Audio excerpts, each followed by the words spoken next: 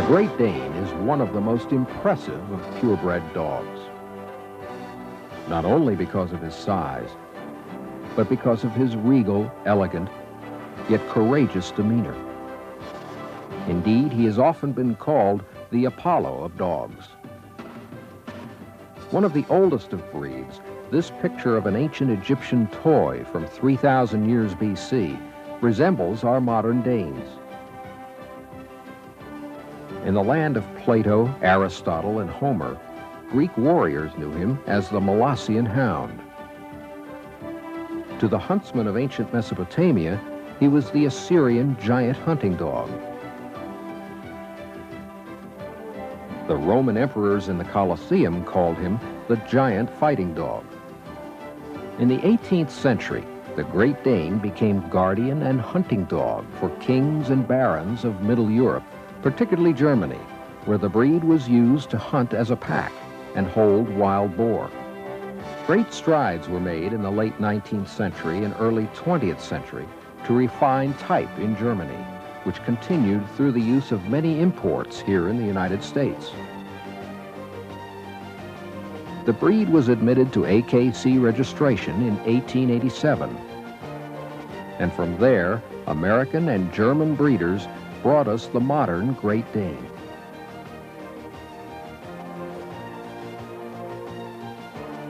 These photographs of several dogs from the past illustrate excellence of type which has existed in the breed.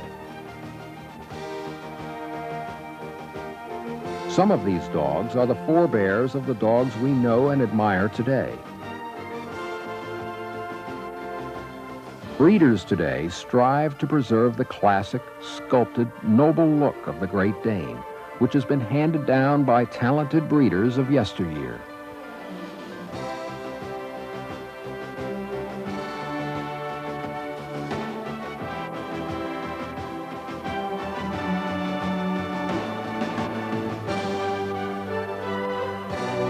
You'll be seeing many Great Danes during this presentation.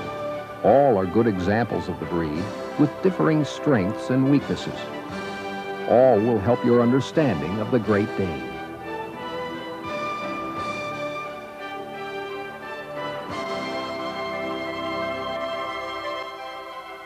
Keep in mind that deviations from the described ideal should be penalized in proportion to the degree of the deviation. The overall quality, breed type, and structure of the dog is most important. The Great Dane coat color may be one of 5 types: brindle, fawn,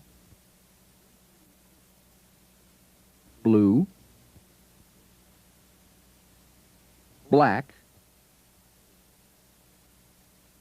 and harlequin. Later, we will discuss each one individually in greater detail. In general appearance, the Great Dane combines dignity, strength, elegance, and substance with great size in a powerful, high-stationed, well-formed, smoothly muscled body. Despite its size, the Great Dane must never appear clumsy, but must always be well-balanced and move with a long reach and powerful drive. Perhaps more than in other breeds, there is a distinct impression of great masculinity in dogs, compared to an impression of distinct femininity in bitches. There is no difficulty determining which of these animals is which. See how the dog appears more massive throughout than the bitch, with a larger frame and heavier bone. Males should not be less than 30 inches at the withers, and preferably should be 32 inches or more. Bitches should not be less than 28 inches, but preferably 30 inches or more. Balance and proportion are of utmost importance, regardless of height. But any Great Dane under minimum height must be disqualified. In the ratio between length and height, the Great Dane should be square in outline as measured from point of shoulder to the rearmost projection of the upper thigh and from the withers to the ground. Bitches may be somewhat longer in body. See how the distance from elbow to ground is about half of the distance from withers to ground. Let's begin our detailed examination of the Great Dane with the head. It is rectangular, long, and finely chiseled, especially below the eyes. It should be in proportion to the size of the Dane. There should be an overall distinguished, expressive appearance. See how the forehead is sharply set off from the bridge of the nose, which requires a well-defined stop. The head should be angular and give a sculpted appearance viewed from any angle. From the front, the cheek muscles should not be prominent. The bridge of the nose is broad. Again, the difference between the sexes is marked, especially so in head structure. See how the male's head is more strongly formed than the female's. In proportion, the length of the muzzle from tip of the nose to the center of the stop is equal to the distance from stop to the rear of the occiput. The occiput itself is slightly developed. The planes of muzzle and skull must be straight and parallel to one another. What about this dog's head? It is cheeky and lacks width of muzzle. Heads displaying off planes, coarseness, or snipiness should be faulted. This muzzle is deep and strong and is of equal length to the skull. It is straight and parallel to the skull. Note the pronounced stop and the fine chiseling throughout, especially under the eyes. The eyes are medium in size, deep set, and dark. The darker the better, with a lively, intelligent expression. The lids are almond-shaped and relatively tight, with well-developed brows. Haws, round eyes, so-called Mongolian eyes, or any eye abnormalities are serious faults. Lighter eyes are not desirable. Dark eyes are always preferred. The same is true for eyes of different colors and wall eyes.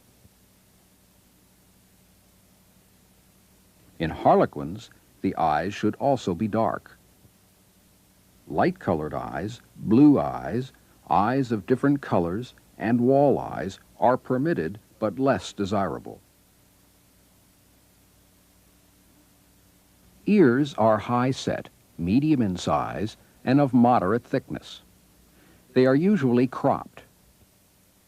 Cropped ears should be a size in keeping with the size of the head and are carried erect when alert. Ears may also remain uncropped in their natural state. They are folded forward, close to the cheek, with the top of the ear level with the skull. The nose is black, or in blue Danes, blue-black. Harlequins may have spotted black noses, which are acceptable, but a pink-colored nose is not desirable. In any color, a split nose is a disqualification. The Great Dane's bite is a scissors bite. The teeth should be strong, well-developed, and clean with full dentition. Misaligned or crowded incisors, as seen here, and even bites are minor faults. Overshot or wry bites are serious faults. An undershot jaw is a very serious fault. Here again are exemplary Great Dane heads, exhibiting proper construction of head planes and typical expression. Intelligent, regal. Spirited, confident, and friendly. Now let's discuss the Great Dane's neck and body. The neck is firm, high-set, well-arched, and should be long and muscular. See how it gradually broadens from the nape and flows smoothly into the withers. The neck underline should be clean, with no loose skin. This correct neck is long and muscular, firm and well-arched. Note again the gradual broadening from the nape and the clean neck underline. A smooth, clean line from the skull, down the neck, over the withers to the back is desired. The shoulder blades are strong and sloping and laid back to form as nearly as possible a right angle with the upper arm. The shoulders should be firm and well set, and of the same length as the upper arm. The forequarters must be strong and muscular. A straight line can be drawn from the upper tip of the shoulder to the tip of the elbow and fall perpendicular to the ground. The ligaments and muscles holding the shoulder blade to the rib cage must be well developed, firm, and secure. The brisket extends to the elbow, and there should be a well-developed forechest. From the front, you can see the powerful muscling of the shoulders. The chest is broad and deep, and well-muscled. Forelegs are straight and well-boned, with elbows held close to the body. Pasterns are strong and slope slightly.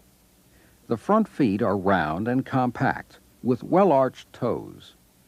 Nails are short, strong, and usually dark. Dew claws may or may not be removed.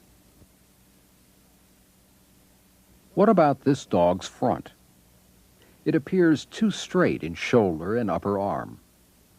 This will prevent good reach in front. The brisket lacks proper depth.